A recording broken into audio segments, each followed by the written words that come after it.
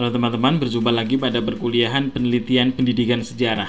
Pada video kali ini kita akan melanjutkan bahasan pada video lalu tentang tema, yakni mengerucutkan tentang permasalahan penelitian. Pada video lalu kita sudah membahas langkah-langkah penelitian, di mana yang paling awal dari semua langkah ini adalah menentukan tema. Nah kemudian setelah tema itu kita dapatkan, kemarin kita dapat tema, ada tema tentang kepahlawanan, ada tema tentang inkorporasi keterampilan abad 21, kemudian tentang bagaimana sejarah lokal, dan juga tentang historiografi pendidikan sejarah. Nah sekarang setelah kita tentukan tema itu, yang harus kita lakukan adalah kita mengidentifikasi permasalahan penelitian. Nah yang jadi pertanyaan adalah, apa itu permasalahan penelitian? Secara sederhana, permasalahan penelitian sebenarnya terdiri atas dua aspek. Yang pertama, permasalahan penelitian merupakan fakta yang mendorong kita untuk melakukan kajian.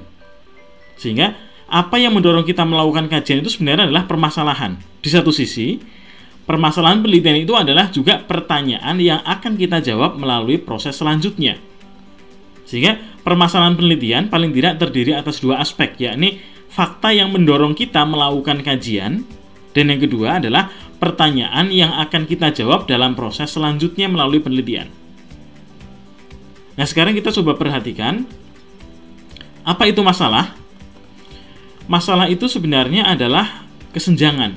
Ya, masalah itu adalah kesenjangan. Kesenjangan itu adalah ada celah, ada pemisah. Antara apa? Antara yang seharusnya dan yang sebenarnya. Antara das sollen dan das sein. Antara yang seharusnya dan yang sebenarnya. Kita ambil contoh, seharusnya saya itu bisa berhasil dalam mata pelajaran sejarah. Akan tetapi ternyata saya kok gagal. Ini adalah permasalahan. Ada kesenjangan antara harapan dan kenyataan, antara yang seharusnya dan yang sebenarnya. Nah, akan tetapi apakah ini yang kemudian disebut sebagai masalah penelitian? Tentu saja bukan. Ini adalah masalah secara umum. Nah, lalu apa yang kemudian menjadi permasalahan penelitian? Permasalahan penelitian adalah kesenjangan, tetapi kesenjangan pengetahuan. Sehingga yang disebut sebagai permasalahan penelitian adalah kesenjangan pengetahuan. Nah, kesenjangan pengetahuan tentang apa? Kesenjangan tentang apa yang belum diketahui dan apa yang seharusnya diketahui. Ya.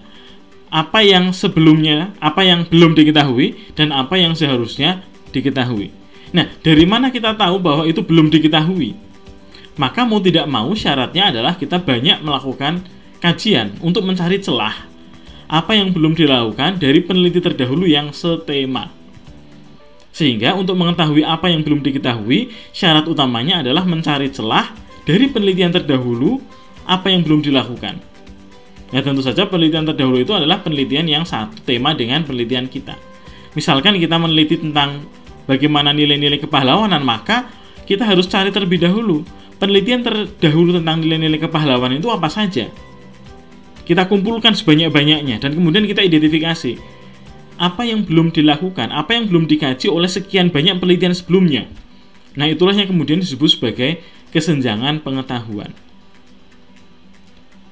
Nah kemudian saya akan ambil contoh. Ini adalah tentang kebakaran hutan, foto kebakaran hutan.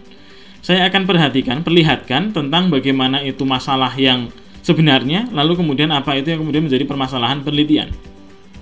Nah, masalah yang seharusnya itu biasanya kalimatnya seperti seharusnya hutan terjaga kelestariannya. Akan tetapi, atau namun demikian, masih terjadi kebakaran hutan. Ini kan pertentangan antara yang seharusnya dan yang sebenarnya. Seharusnya hutan itu terjaga kelestariannya. Itu fakta yang seharusnya. Nah, kemudian akan tetapi masih terjadi kebakaran hutan, itu fakta yang terjadi, sehingga ada pertentangan antara yang seharusnya dan yang sebenarnya, antara harapan dan kenyataan. Nah sekarang bagaimana dari fakta ini, fakta tentang kebakaran hutan ini kita jadikan sebagai permasalahan penelitian? Kita buat dulu pernyataan penelitian bahwa dari masalah itu perlu identifikasi terhadap faktor-faktor yang menyebabkan kebakaran hutan di Kabupaten X misalkan. Jadi kita sudah meneliti berbagai macam informasi tentang kasus kebakaran. Nah kita kerucutkan bahwa ternyata kok belum ada identifikasi. belum ada identifikasi terhadap faktor-faktor yang menyebabkan kebakaran, sehingga perlu adanya identifikasi terhadap faktor-faktor yang menyebabkan kebakaran. Ini pernyataan masalah. Jadi perlu identifikasi terhadap faktor-faktor yang menyebabkan masalah, karena belum adanya identifikasi terhadap faktor tersebut. Nah, maka kita tidak lanjuti terhadap menjadi satu pertanyaan penelitian. Maka pertanyaan penelitiannya adalah apa saja faktor-faktor yang menyebabkan kebakaran hutan di Kabupaten X misalkan. Ini berangkat dari permasalahan yang kita temukan, bahwa dari penelitian-penelitian terdahulu belum ada yang membahas tentang apa yang menjadi faktor-faktor yang menyebabkan kebakaran hutan di Kabupaten X. Sehingga hasil fakta yang mendorong saya untuk melakukan penelitian adalah, jadi fakta yang mendorong saya melakukan penelitian adalah perlunya identifikasi terhadap faktor-faktor yang menyebabkan kebakaran hutan di Kabupaten X, karena belum ada. Nah, sehingga pertanyaannya adalah apa faktor-faktor yang menyebabkan kebakaran hutan di Kabupaten X. Nah, itu salah satu contoh. Nah, kemudian di dalam bidang pendidikan sejarah misalkan, ini ada foto-foto, gambar-gambar tentang pahlawan nasional. Masalah yang real adalah seharusnya, misalkan kita ambil contoh Ki Hajar Dewantara misalkan ya. Seharusnya kajian tentang nilai kepahlawanan Ki Hajar Dewantara sudah dilakukan. Akan tetapi kajian selama ini belum banyak mengulas tentangnya. Itu permasalahan seharusnya apa? Sebenarnya seperti ini. Sehingga kita benturkan, kita paradokskan, kita buat kesenjangan. Nah, lalu pernyataan penelitiannya adalah, yang kemudian menjadi fakta yang mendorong kita melakukan penelitian adalah belum ada kajian tentang bagaimana internalisasi nilai kepahlawanan Ki Hajar Dewantara pada pembelajaran sejarah. Jadi ini adalah fakta yang melatar belakangi kita di dalam melakukan proses penelitian selanjutnya. Ya, jadi belum ada kajian tentang bagaimana internalisasi nilai kepahlawanan Ki Hajar Dewantara di dalam pembelajaran. Ini pernyataan yang mendorong kita akan melakukan penelitian. Nah, kemudian pertanyaan penelitiannya apa? Pertanyaan penelitian itu sebenarnya bisa lebih dari satu. Saya ambil contoh satu saja tentang menindaklanjuti pernyataan itu. Maka pertanyaan penelitiannya adalah bagaimana internalisasi nilai-nilai kepahlawanan Ki Hajar Dewantara pada pembelajaran sejarah di SMA X. Nah, sehingga apa yang kita akan teliti jelas karena didukung oleh fakta yang mendorong kita untuk melakukan penelitian dan ada pertanyaannya. Nah, ini itu harus tersurat, mohon maaf ya. Jadi pernyataan masalah itu harus tertulis di dalam latar belakang. Ini yang kemudian menjadi tugas rumah bagi peneliti pemula. Biasanya kok tidak ditemukan permasalahannya apa. Itu selalu ditanyakan di dalam ujian skripsi. Permasalahan penelitianmu itu apa? Nah, sekarang kalian harus bisa menjawab bahwa permasalahan penelitiannya adalah misalkan belum ada kajian selama ini tentang bagaimana internalisasi nilai-nilai kepahlawanan Ki Hajar Dewantara di dalam pembelajaran. Sehingga saya tertarik untuk menganalisis bagaimana internalisasi nilai kepahlawanan Ki Hajar Dewantara di dalam pembelajaran sejarah di SMA X misalkan. Nah, sehingga ketika kalian sudah memiliki pernyataan masalah yang tersurat di dalam latar belakang, kalian sudah aman. Karena apa? Sudah ada fakta yang mendorong kalian untuk melakukan penelitian dan juga sudah ada pertanyaan yang akan kalian jawab. Sehingga permasalahan itu komponennya dua itu.